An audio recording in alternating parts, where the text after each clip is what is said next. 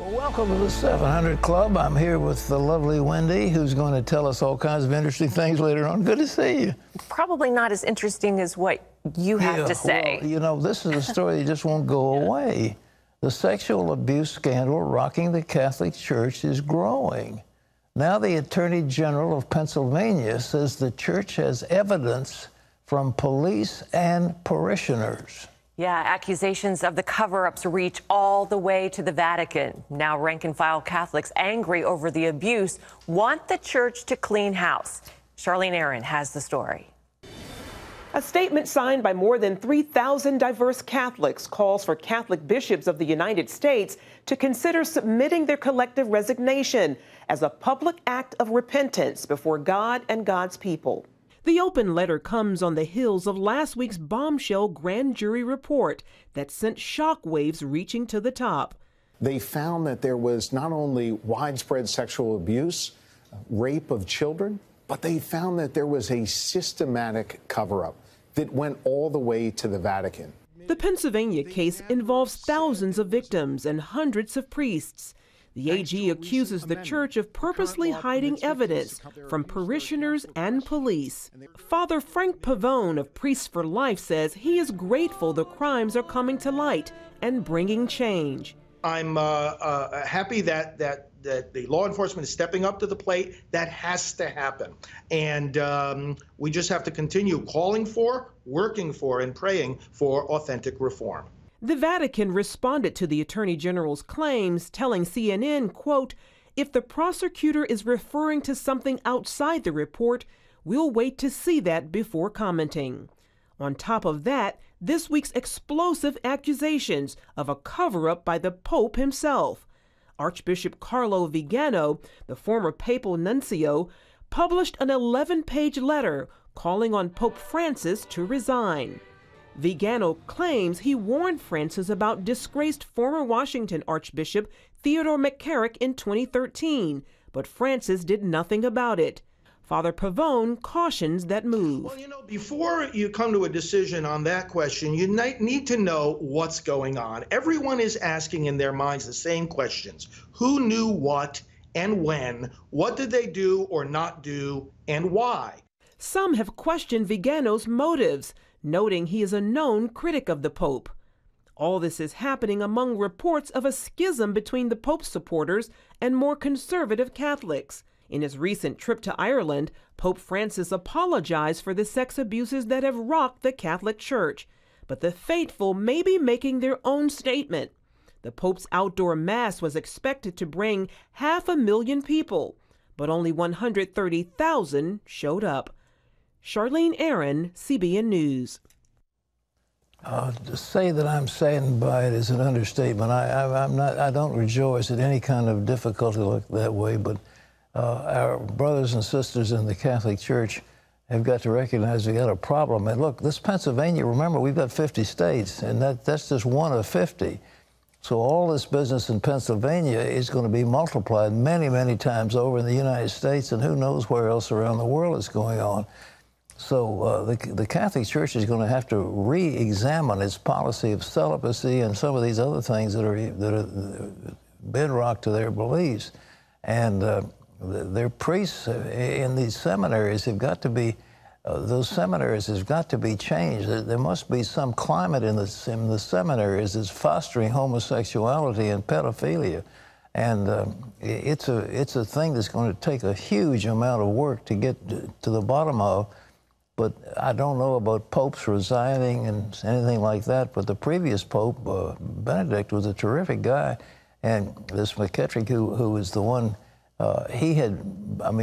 Benedict had banned him and put him on all kinds of suspension and disciplinary activity. Pope Francis relieved him of all that. And that's been one of the problems. Well, in other news, in the election, the Florida governor's election pits the Democrats' progressive wing against a Trump GOP. John Jessup has more on that. That's right, Pat. A Bernie Sanders progressive will face the Trump-backed Republican candidate this November. Sanders supported Andrew Gillum, the mayor of Tallahassee, who rode on a wave of support from young people and African Americans. If elected, he would be Florida's first African American governor. He goes head-to-head against Republican Congressman Ron DeSantis, supported by President Trump.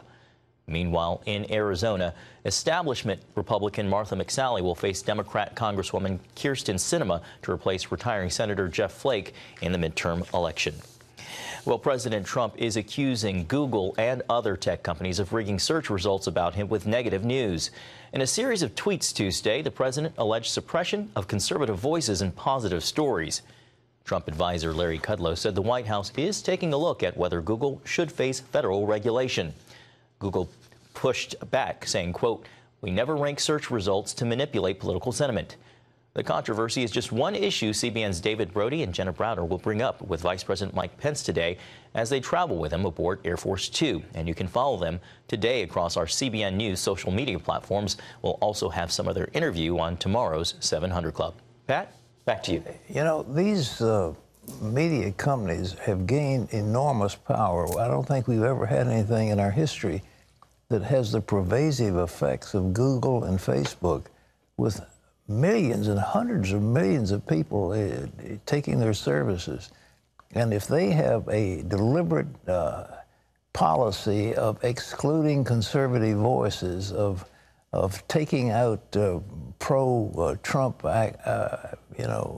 voices, and featuring, for example, CNN reporters versus Fox reporters, etc., it's a scandal because they now have monopoly status. It's not that we've got a free press anymore. You've got the Washington Post, you've got the New York Times, you've got several others, and then they play together with these social media titans. And I just hate to have the government get involved with that. I think we all would. But if people misuse their power, there's nobody strong enough to stop them except the United States government. So the time has come. John, what's next? Pat, the U.S. military plans to resume joint exercises with South Korea after President Trump halted them at a Singapore summit with Kim Jong-un. As CBN national security correspondent Eric Rosales explains, some believe it's another sign prospects for a nuclear agreement are fading. The United States suspended a number of military exercises with South Korea amid the ongoing negotiations with North Korea and the Singapore summit. But now Secretary of Defense James Mattis tells CBN News those exercises are back on. We took the step to suspend several of the largest exercises as a good faith measure coming out of the Singapore summit.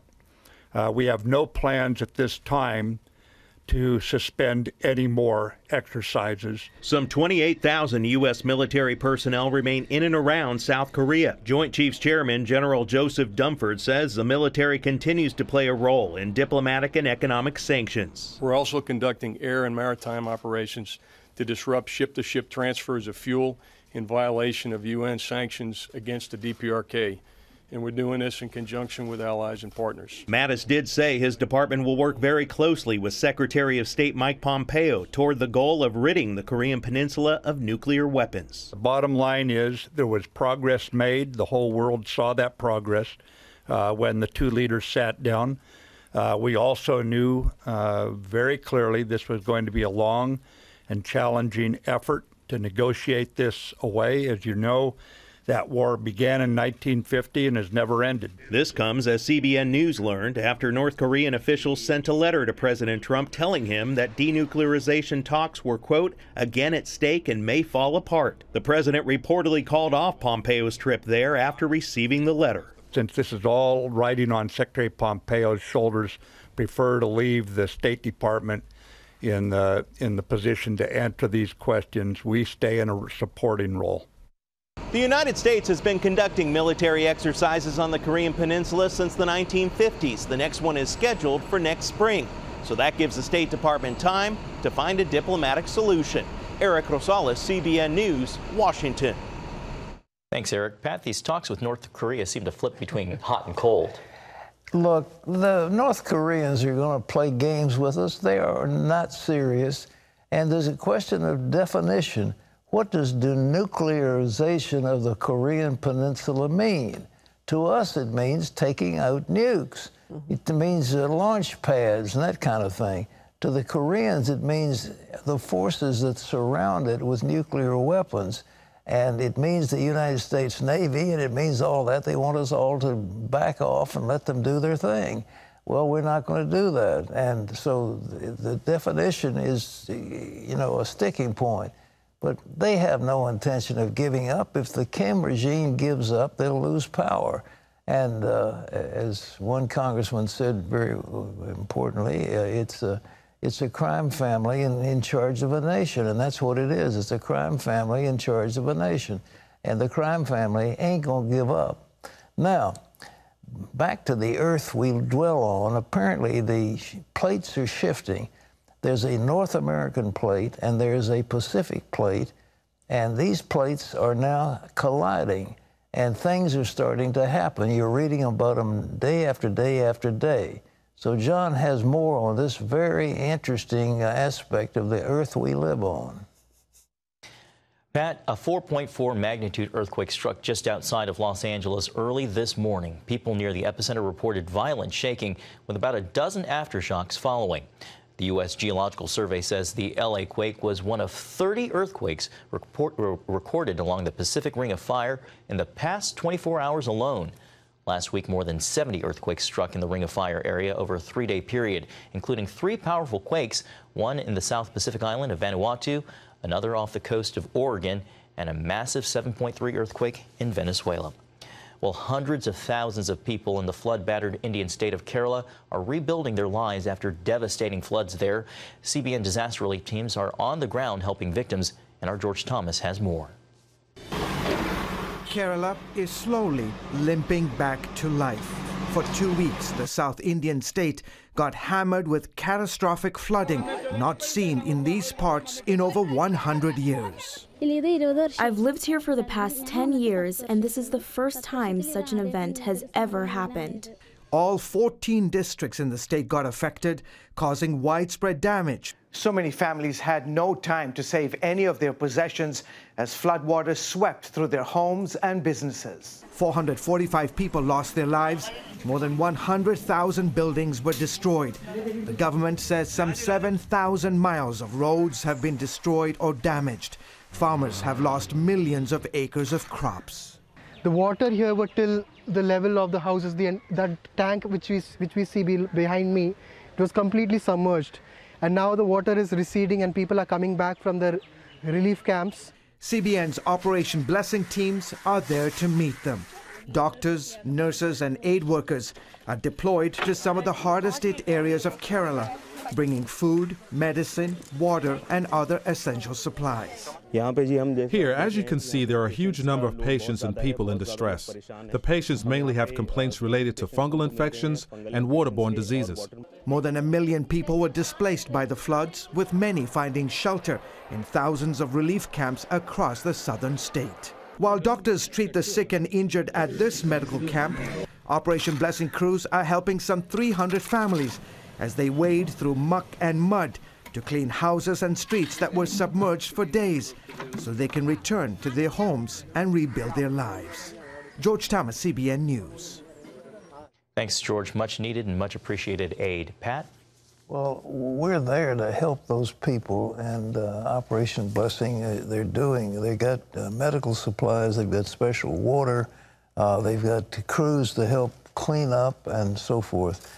So that's just one place around the world where CBN is helping. If you want to be involved, I hope you do. It's CBN Center, Virginia Beach, Virginia. It's a Disaster Relief Fund, Operation Blessing.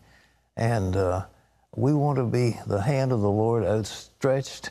And the people of India, they suffer, and it just breaks your heart to see that these floods often hit the very poorest people in our world, and they hurt.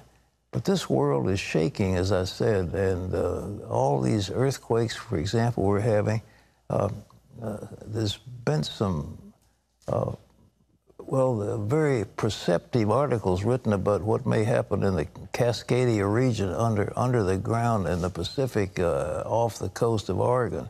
And the thought of a tsunami there is not undreamed of. So these weather-borne earthquakes are just horrible. And so anyhow, we'll be there to help them if we can. So again, Operation Blessing, CBN, Virginia Beach, Virginia, it's 1-800-700-7000.